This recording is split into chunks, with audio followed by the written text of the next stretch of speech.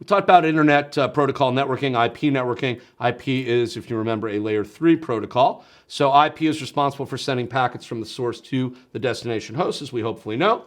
Hosts are going to be distinguished by the IP addresses of their network interfaces. I showed you the IP address that we were using for the DHCP server on my machine a couple of minutes ago. That's going to be a unique identifier, and we also have an IP address unique to this machine as well. Should also be in the 192.168 range, and we could take a look at that if we wanted to by going back to the command line and typing ipconfig again, and being able to see that. The address is expressed as 4 octets separated by a dot. For example, as you can see here, 216, 12, 146, and 140.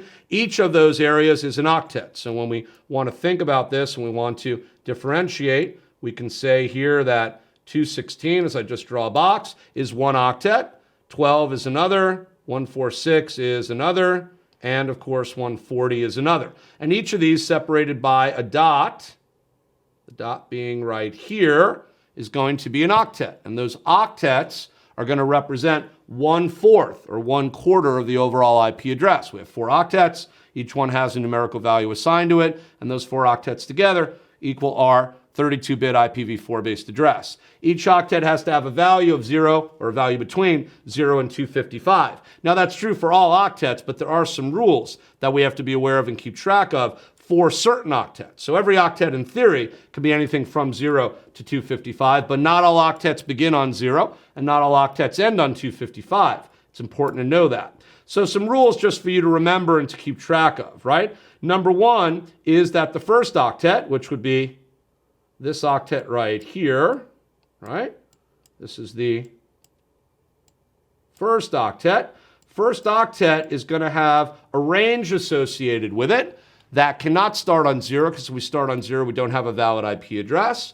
And if we start on 255, we are broadcasting, meaning we're sending out to everybody, not directed to an individual machine.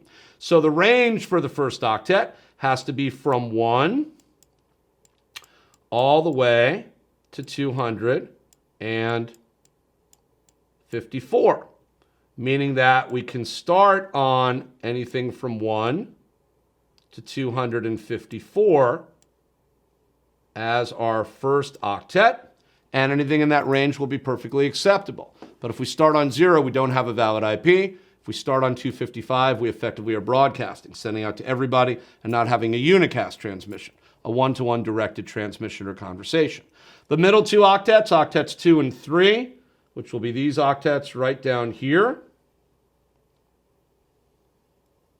These octets, the 12 and the 146, are going to be able to be anything that we want them to be from. Just draw them down here, right? So these are going to be octets 2 and 3.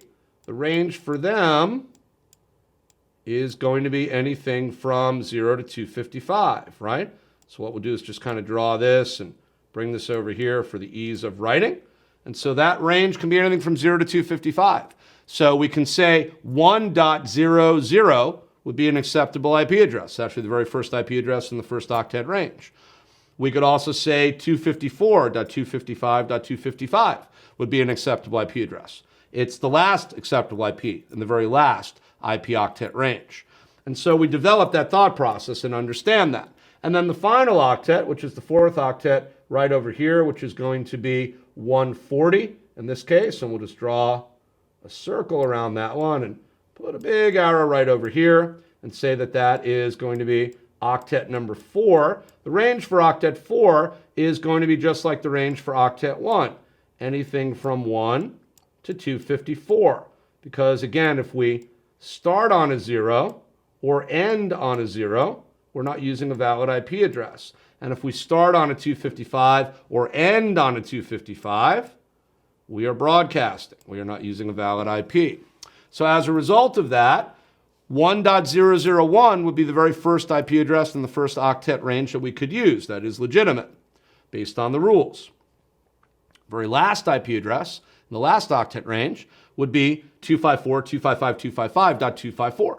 That would be the very last acceptable address. If we add them all up, 1.001, 1.002, 1.003, etc., all the way through, we go all the way through all the ranges from 1 all the way up to 254 and or 255, all the way through each one. Get them all together, we have just over 4 billion with a B IP addresses that potentially exist.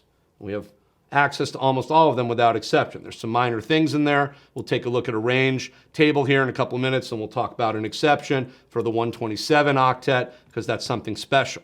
But aside from that, that's basically going to be the set of rules and the range that we have to be aware of here with the octets. So just want to make sure we understand the operational rules and the rules of engagement around IP networks and IP networking in particular, so that we understand how to use IP addresses and understand when they are indeed proper and written correctly, and when there may be a problem, and we have to then look at them and diagnose whatever's wrong with them because they're not set up correctly. Okay? So that's what we're talking about here with IP addresses or IP networking specifically. It would be helpful for you to make sure you're familiar with all that.